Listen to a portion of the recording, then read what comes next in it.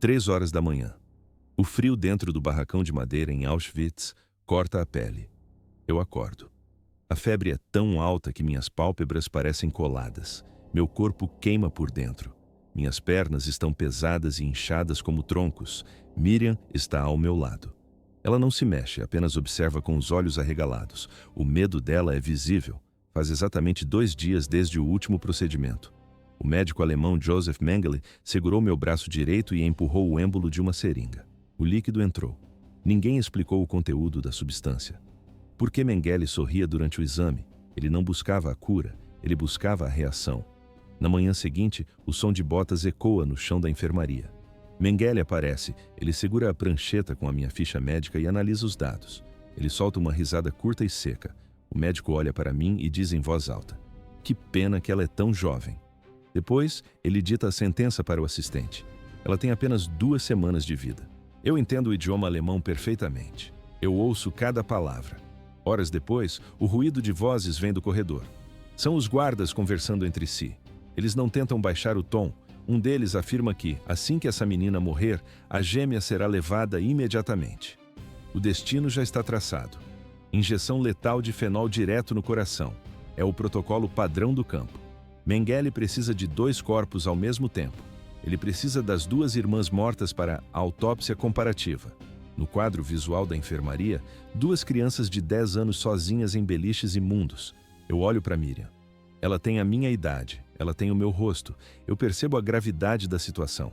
Se eu parar de respirar, o coração dela também será parado à força. Eu tomo uma decisão no escuro daquele barracão. Eu não vou morrer. Maio de 1944. A luta pela sobrevivência começou.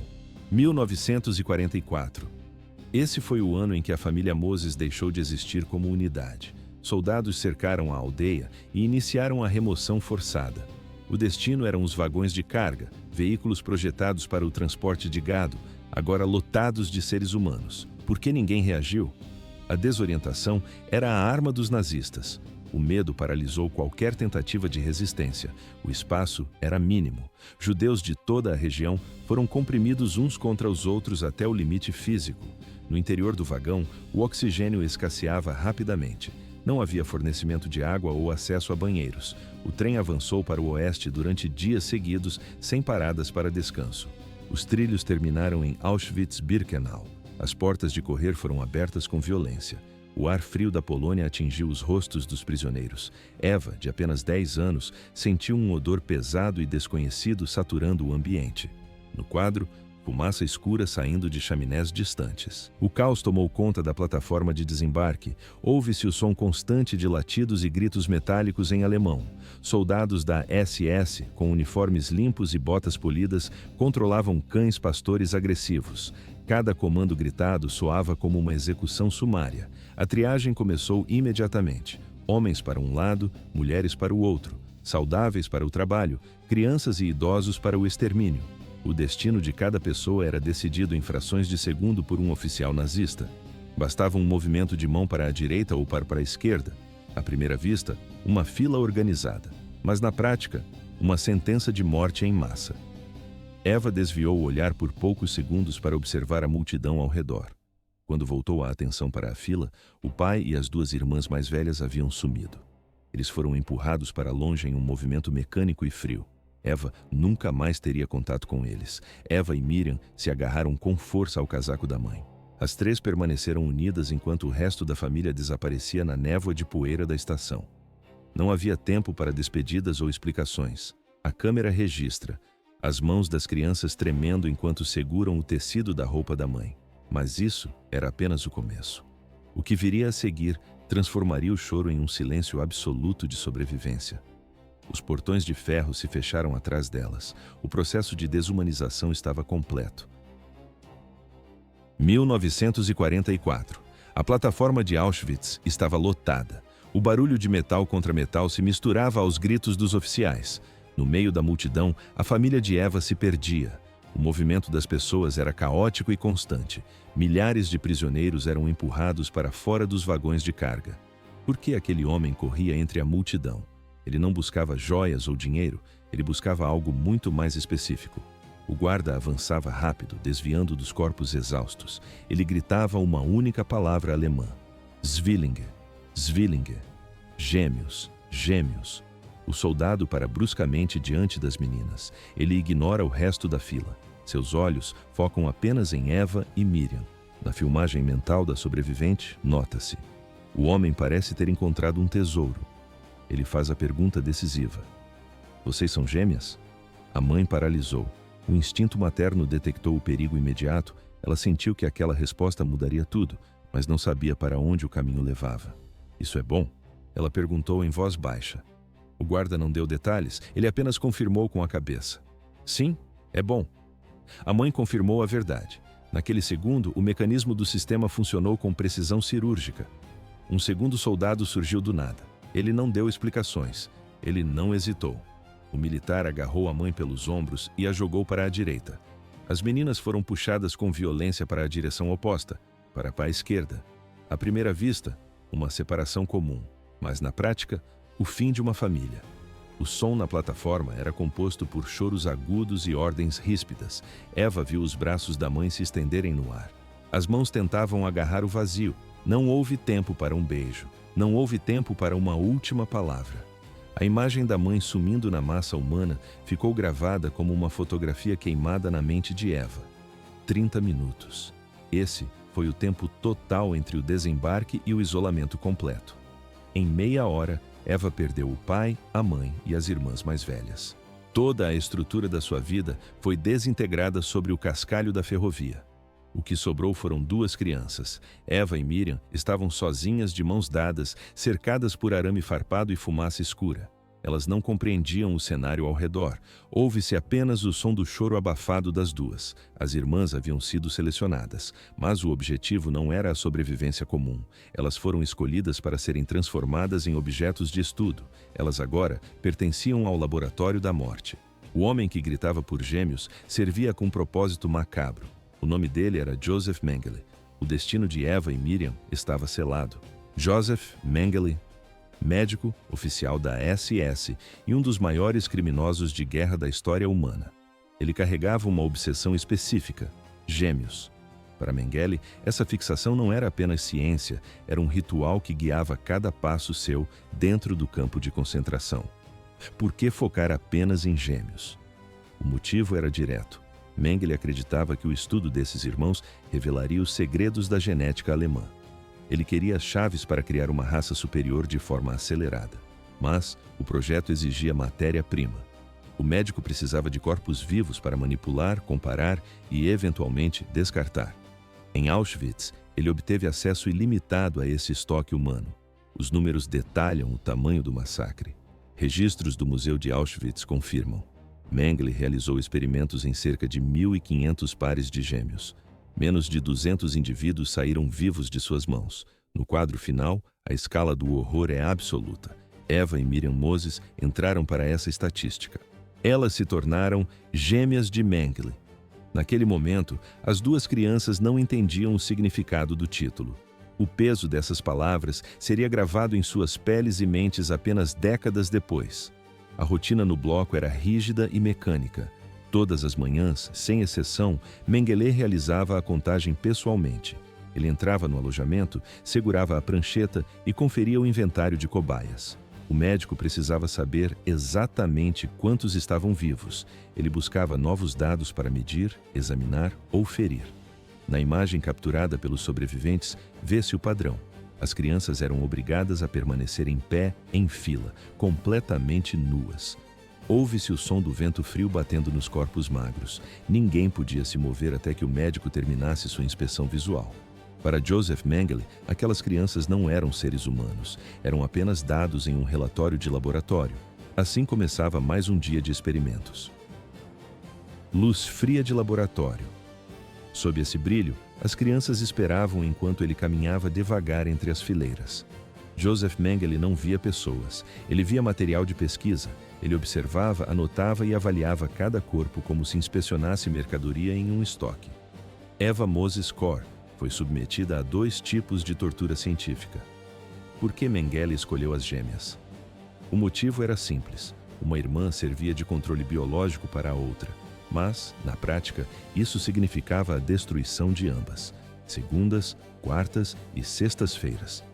Nesses dias, Eva e Miriam eram levadas para uma sala de exames. A ordem era sempre a mesma: fiquem nuas. Elas permaneciam despidas por 8 horas seguidas.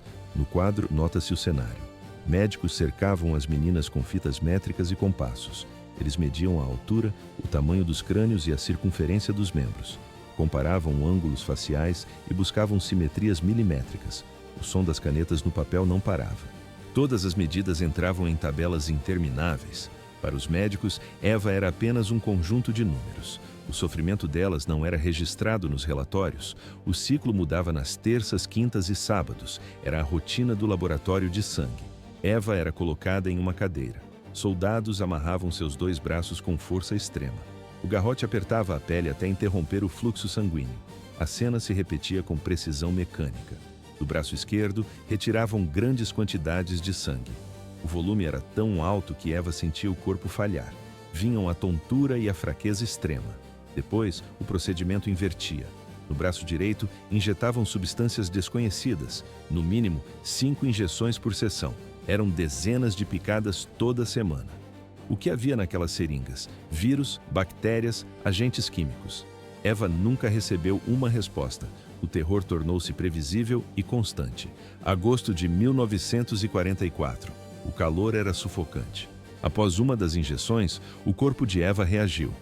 A febre subiu de forma violenta. Seus braços e pernas incharam. A pele ficou coberta por manchas vermelhas e doloridas. Ela tremia de frio sob o sol escaldante. Na visita seguinte ao laboratório, os médicos mudaram o protocolo. Não houve coleta de sangue. Eles mediram a temperatura e deram a ordem de transferência. Eva foi levada para o hospital de Auschwitz. Mas o nome era uma farsa. O local era um barracão de madeira escura. Por dentro, o cenário era de horror. Centenas de prisioneiros apinhados parados em um estado entre a vida e a morte. O cheiro de doença ocupava todo o ambiente. Na manhã seguinte, o silêncio do barracão foi quebrado. Mengele entrou no local. Ele não estava sozinho. 4 médicos caminhavam logo atrás dele, prontos para a inspeção final. Mengele olhou para o prontuário de Eva e depois para o rosto da menina. Ele não demonstrou piedade. Ele apenas constatou o óbito iminente. É uma pena, ele disse calmamente. Ela tem apenas mais 2 semanas de vida.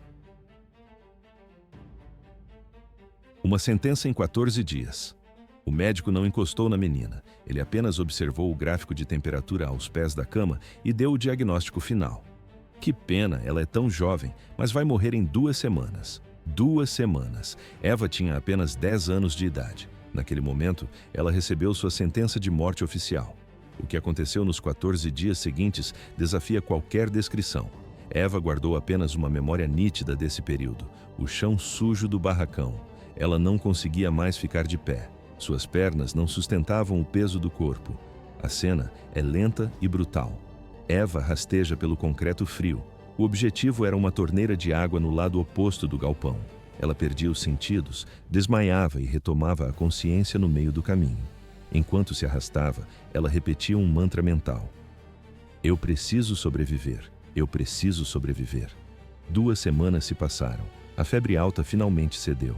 Eva sentiu a força retornando ao corpo de forma imediata. Foram necessárias mais 3 semanas para que sua temperatura estabilizasse completamente. No quadro, o reencontro das irmãs.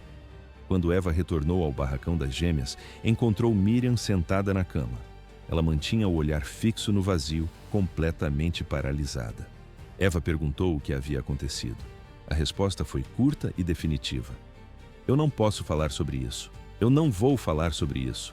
O silêncio durou décadas. Durante 40 anos, Eva e Miriam nunca mencionaram o nome de Auschwitz. As memórias foram trancadas, mas o trauma não desaparece sozinho. 40 anos após a libertação do campo, Eva decidiu quebrar o isolamento. Ela fez a pergunta que guardava desde a infância.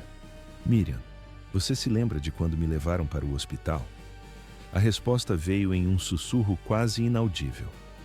Sim, ela se lembrava de cada detalhe. Eva insistiu. Ela tocou na ferida com cuidado extremo. O que aconteceu com você enquanto eu estava fora? Miriam respirou fundo. Houve-se apenas o silêncio antes da revelação. Ela explicou que ficou sob supervisão médica nazista 24 horas por dia. Foi exatamente durante aquele período, aquelas 2 semanas inteiras. Não havia margem para erro. Enquanto Eva lutava contra a morte no hospital, Miriam era o alvo principal dos experimentos no laboratório. Assim, o segredo começou a ser revelado. 14 dias. Esse foi o prazo exato dado por Joseph Mengele para a morte de Eva. Durante cada uma dessas noites, Miriam permaneceu sob vigilância total. Guardas e médicos monitoravam seus sinais vitais, faziam medições e anotavam cada reação. O destino dos experimentos dependia exclusivamente da sobrevivência da irmã. O que aconteceu quando o prazo de 2 semanas terminou? Eva queria saber a resposta. O que ouviu foi ainda mais sombrio. Assim que o tempo expirou, Miriam foi arrastada de volta para os laboratórios. As agulhas retornaram. Aplicaram nela múltiplas substâncias desconhecidas. O efeito foi imediato. O corpo de Miriam definhou, tomado por uma febre alta e uma doença profunda que os médicos não explicavam. Anos se passaram. Miriam sobreviveu, mudou-se para Israel e tentou construir uma rotina comum. Casou-se. Mas, durante a primeira gravidez, algo estava errado. Ela desenvolveu infecções renais severas.